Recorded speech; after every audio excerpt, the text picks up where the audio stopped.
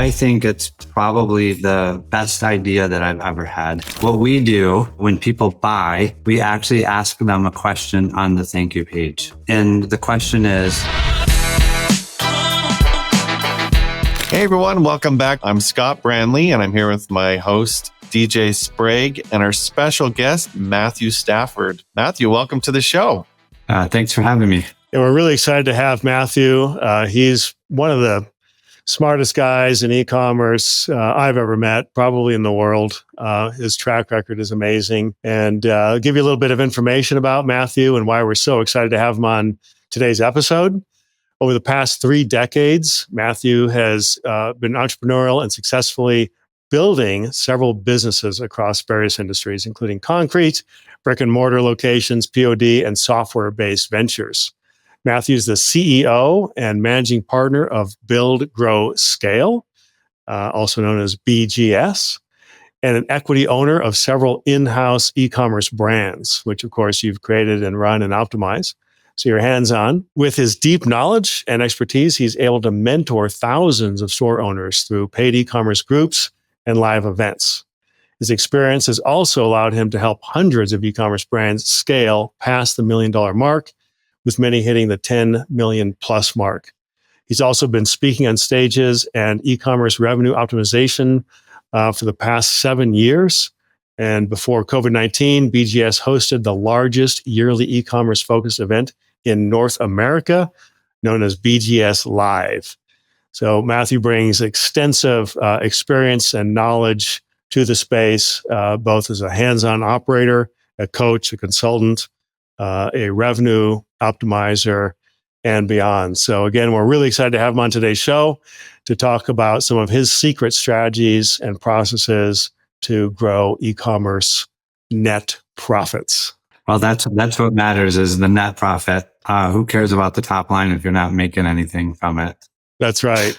That's right. Which is why we love your strategies. So tell us in your words what Build, Grow, Scale does and a little bit more about your revenue strategies. I got into e-commerce originally as being pretty good at running Facebook traffic. And I had run millions of dollars worth of ads, sold about $15 million worth of t-shirts. And that was kind of my claim to fame. But what I realized is when I moved off of a custom marketing platform that we had built onto Shopify, there was a lot more flexibility. And so it allowed me to change things quicker. And through that process, I didn't say better. I said quicker. And so what I realized is I made a lot of changes and didn't know if they were working or not working. And in all reality, the original changes that I made over time, they accumulated a lot of developer debt and a bunch of things like that. And so my conversions had went down and I started looking at the data of the store in order to try to figure out what was going on, because why would it get worse over time instead of better? In doing that, I really thought through several of the processes. One, I was good at sending a lot of traffic, but the store still was only converting 2 or 3%. And I thought there's 100 people that came, 97 left. Or 98 left. I'm trying to buy 100 more to make 2 more sales. Why don't I figure out how to get 2 of those 98 people that left to buy 2 or buy also? And that would double my profit. It actually double my business on the same amount of ad spend. So I'd be even more profitable. So that kind of became my mantra is traffic's not the problem. It was really the experience on the site. And every time that I fixed that and learned how to make that user experience better, we became more profitable and made more sales. And you kept more money. I love it. Yeah. You didn't profitable money. Exactly. Profitable. You didn't pay to Google and Facebook and all the other platforms. You actually kept that money in the bank. If people realized you spend all that time and money to get them there, if you just capitalized on a couple more people to buy, I mean, that makes all the difference in the world. Yeah, 100%. And I always say that there's 2 reasons why people don't buy from you. One is they don't trust you, or 2, they have unanswered questions. And so 1, the website, them not trusting you has a lot to do with the user experience on your site. And then also the unanswered questions. Many times people put so much information on there because they're looking at their customer service, and they create this maze of answers that don't really answer the question that they have at the time on the particular page. And so with those two things, we really developed a system of what each page's purpose is. And then that's the only thing that that page does. Instead of, your store being an online store catalog, we basically turned it into how do we get them to land on, top of funnel and work their way through the process where it makes sense, and they don't have to ever kind of think through what they have to do. They just know that the next step is right there for them. Yeah.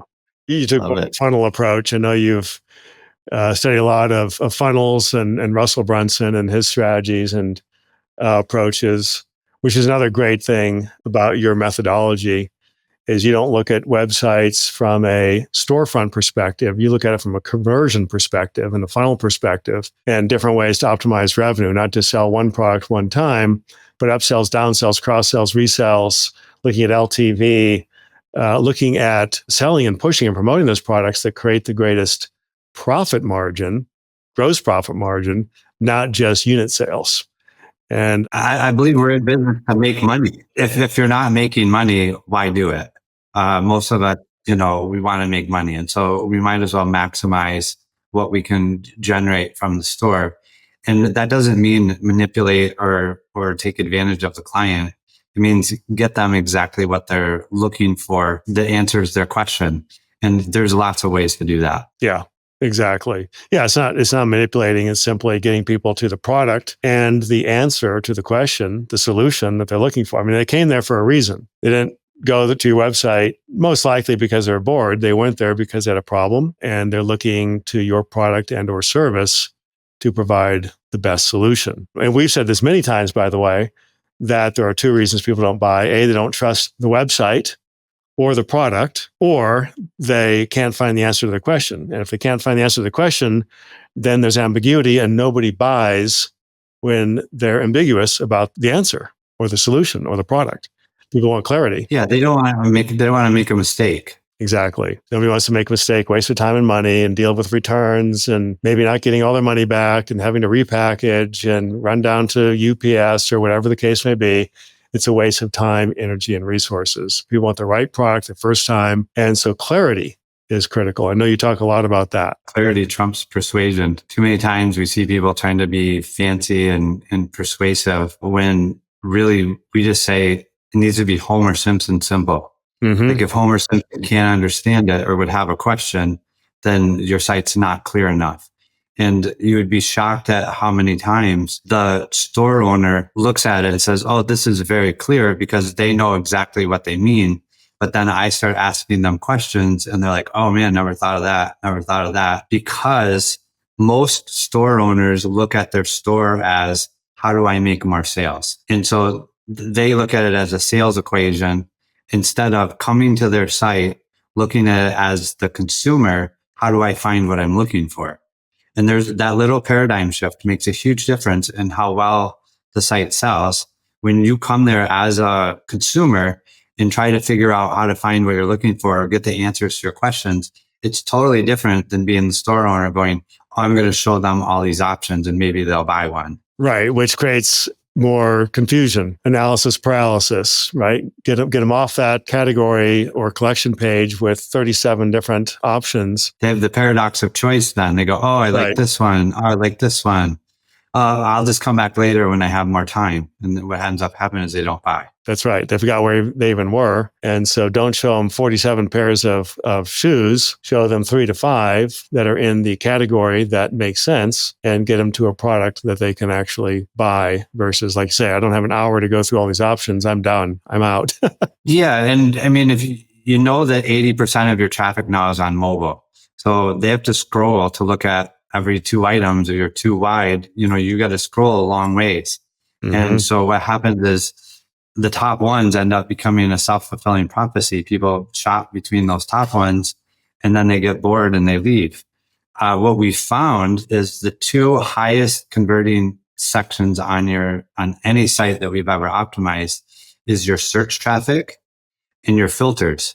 So why would that be? If you try to deduce the reasoning, it has to be because those two things narrow the options to be something closer to what they're looking for. And so if you can narrow the options and get it down to a subset of what they're looking for, you have a much higher chance of converting. Typically, the search and the filters convert 2 or 3 times higher than the site average, and the average order value is almost double.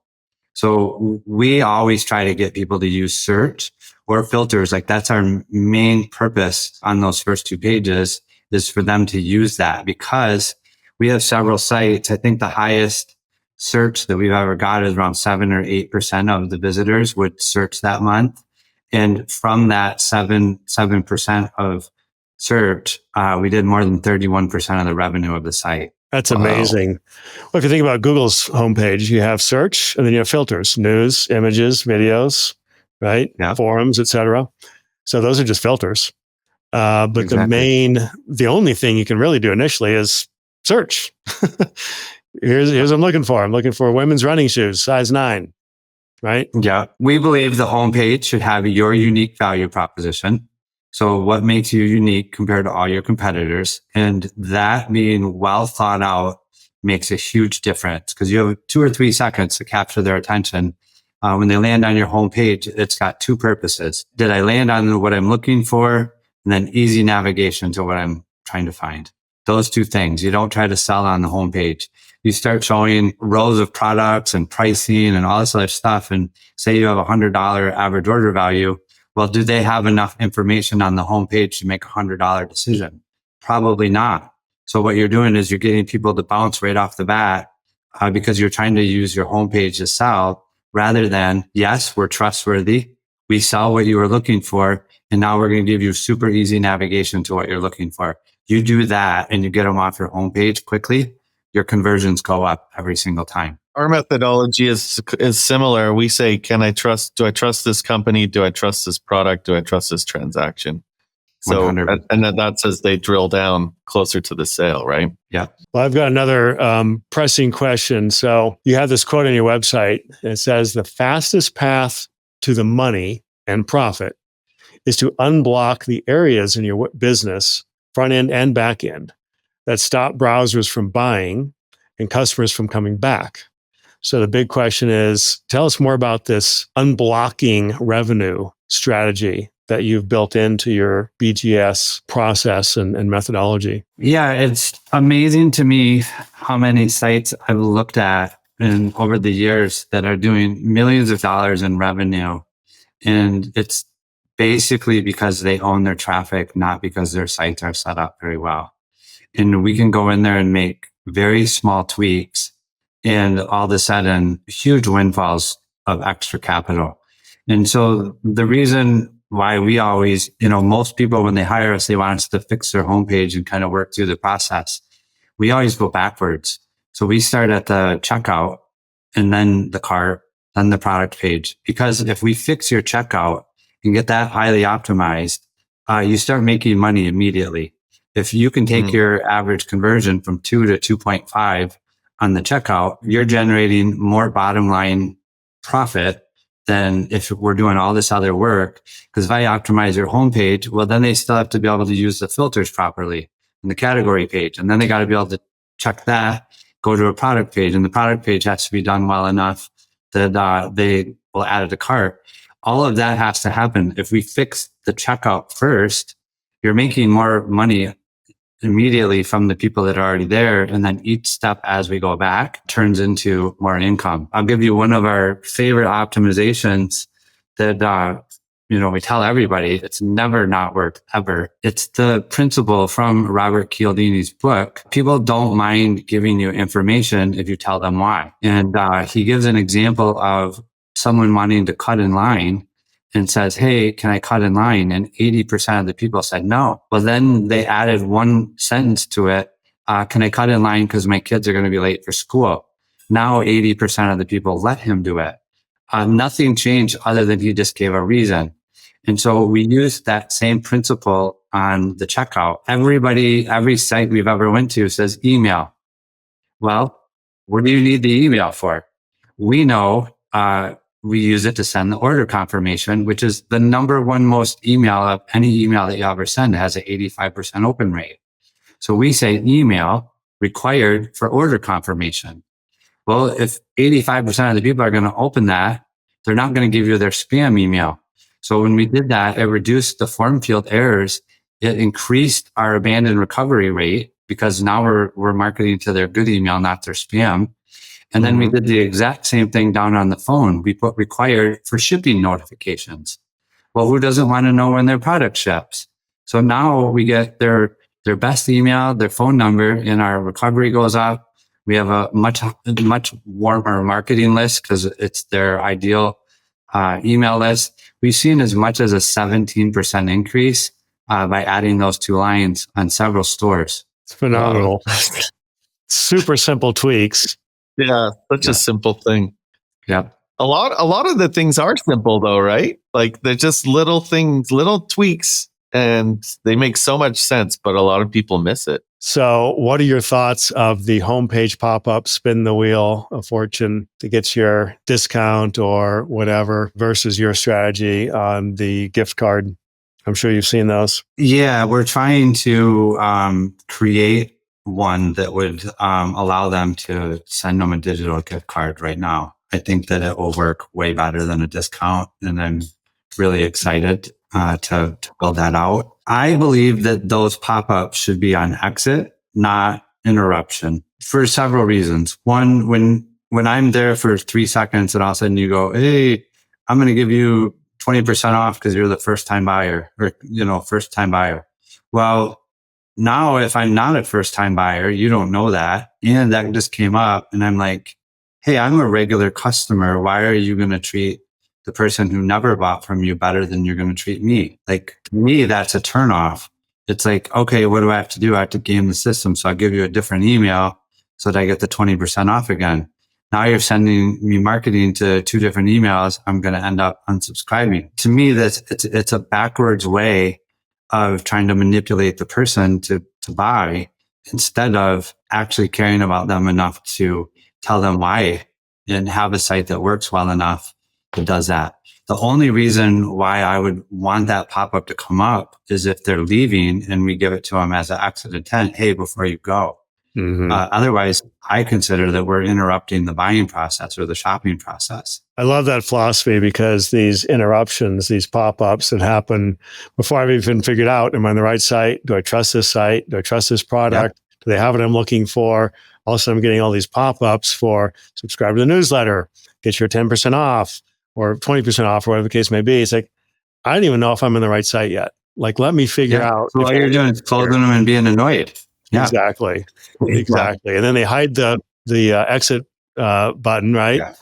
It's like, oh, come on. I just want to make sure you have what I'm looking for. I don't want to go through, these pop-ups. And that creates a negative experience and friction. And it doesn't create a lot of trust, in the user experience.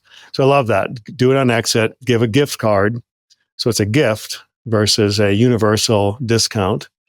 And then the real secret is offering another discount gift card for feedback on the website, which is golden because you're not going to typically get it otherwise.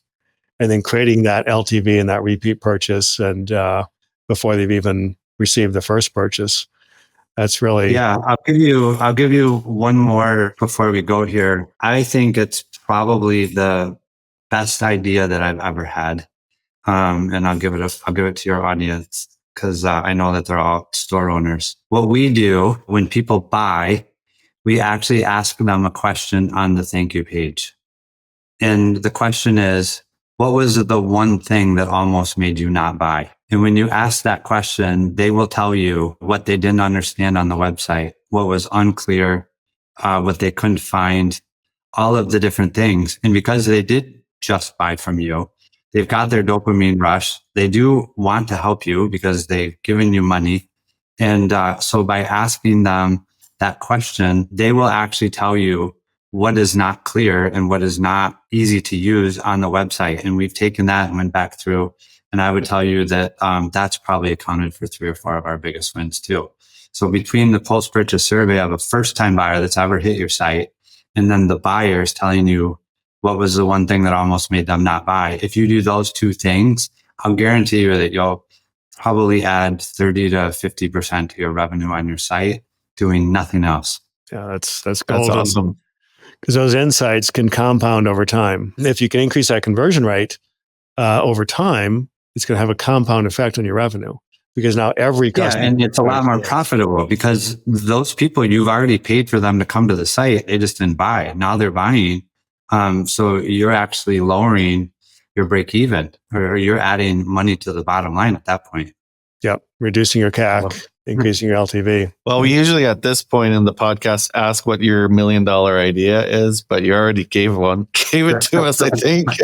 Unless you have another secret $1 million idea, Matthew. Those are the best ones. I actually believe sometimes you can give people too much information and so they end up doing nothing. And I sincerely mean it. If you apply those two things to your website, you will be in the top 5% of your competitors easily within 30 to 60 days if you use that information effectively. Yeah, makes sense. Well, Matthew, it's been a real pleasure. I know that our guests are going to be very pleased with this information, especially if they execute. Again, Matthew Stafford, CEO and managing partner at buildgrowscale.com. So if you want to learn more about the strategies, they also have a great community, lots of information on their site to really understand the difference between driving traffic and conversion rate and really driving revenue. So your whole shtick is revenue optimization, which I love because that's how you look at every single website and every single decision, including, your own library of websites and driving revenue. And that whole philosophy, I think, is often overlooked. So thanks for joining us. And we'll have all of Matthew's contact information in the show notes. Been a great episode. Have an amazing day. Thank you. All right, Take care, thanks guys. for having me.